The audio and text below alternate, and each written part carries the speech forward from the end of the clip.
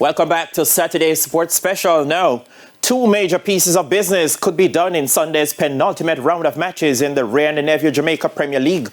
Montego Bay United could book the last automatic semi-final spot, while Waterhouse could seal the sixth and final playoff position.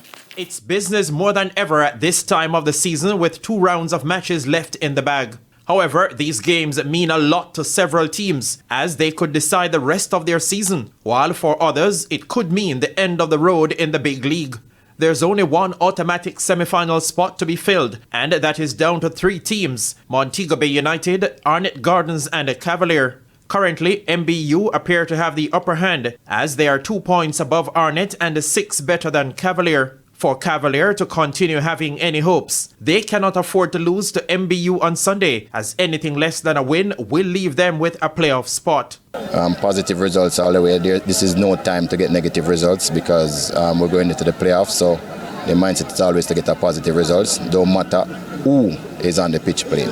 Montego Bay United can afford to draw and still be in contention, but a victory for them and a defeat for Arnett Gardens will see them home and dry. Arnett Gardens will play away to Waterhouse, who are desperate to hold on to the final playoff spot.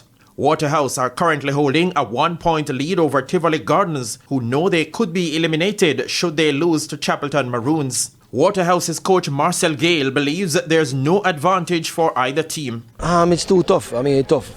We know that the 2 games we have left is 2 final, and we have to play our best football. So I don't think no team have it easy, because I don't think no team gonna lie down. I don't expect nothing.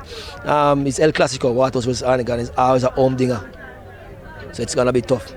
Chapelton Maroons are one of the 5 teams who are in the firing line to join Vere United on the relegation list.